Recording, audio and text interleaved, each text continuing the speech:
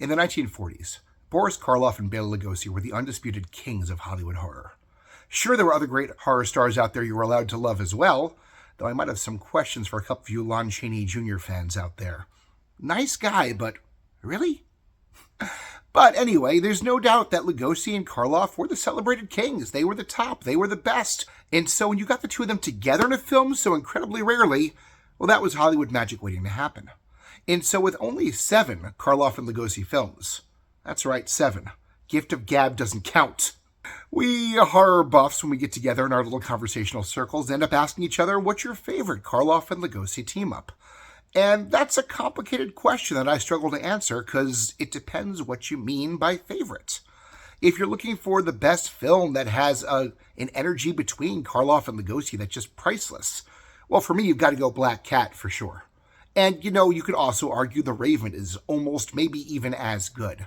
Those are priceless team-ups in terms of chemistry and exchanges between the two. And yet, they're not the best films Karloff and Lugosi were in. If you want to go the absolute best film the two ever appeared in, I think you have to go with The Body Snatcher. And yet, that's not a film I can put on all the time. It's not a film I always enjoy. It's a hard film. It's a tough film. It's an important film, but it drains you.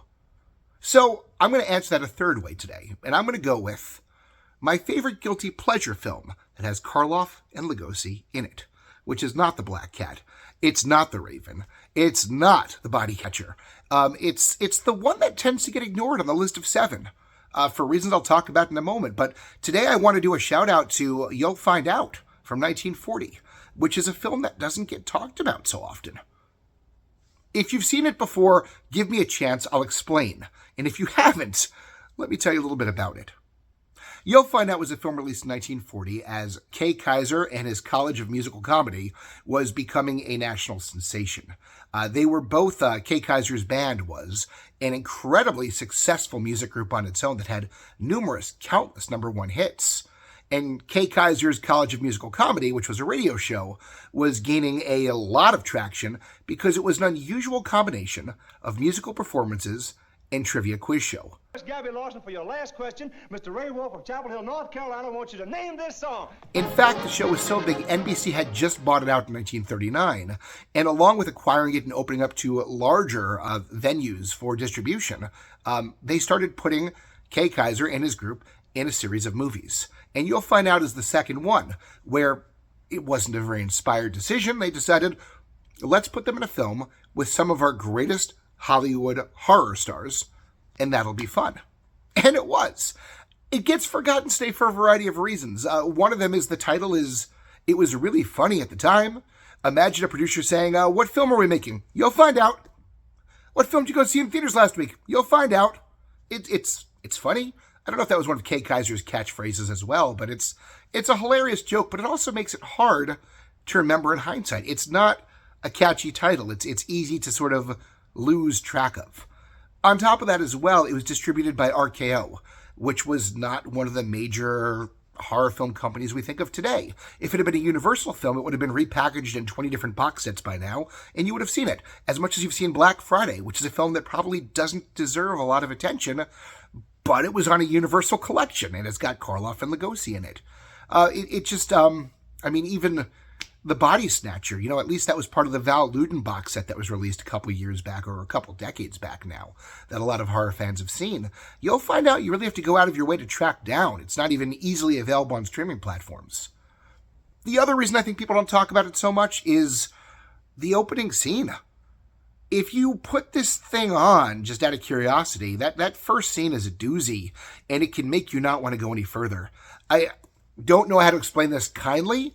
Kay Kyser is so obnoxious you kinda want to punch him. You say? Pop goes the weasel. You popped it right on the head. Now, what's the difference between a weasel, an easel, and a measle? What's a measle? Yeah, I want to punch him right now. If you can get through that first scene, though, it all changes. He calms down about 500 decibels, maybe takes some of his ADHD medicine, whatever they had back then, and he becomes a very likable, unlikely protagonist who is a little bit adorable, a little bit comic in his responses to things. He's the underdog you cheer for later in the film, and of course his band is the draw. It's the appeal of these films. Ish Kabibel's the one I always remember the most. He's just pricelessly fun. And the other guys, too, they clown around in such a way that the whole thing feels like one giant dad joke to me. It's not funny, but it's a lot of fun. And very few of their jokes are funny, but they just lighten the mood of the film and make it adorable and a really fun thing to watch. What's surprising about this film, and the reason why it's become a guilty pleasure of mine, is not for Kay Kaiser. I've never seen any of his other films. I've never listened to the radio show. I like them well enough. It's how unexpectedly unsettling the film is. I don't know who didn't get the memo, whether it was the director or the cinematographer. Certainly wasn't the scriptwriters. But someone decided they were going to make this thing a legitimate horror and make it creepier and more eerie and sometimes more beautiful than conventional straight horror films of the era. The lighting is gorgeous. The backdrop, the setting, this elaborate mansion they're in always looks so creepy and compelling at the same time. Definitely not just a series of sets. And most importantly, in the few truly scary scenes we get late in the film, they're disturbing. And a lot of it comes down to the sonobox they're trying to sell as part of the marketing for this film.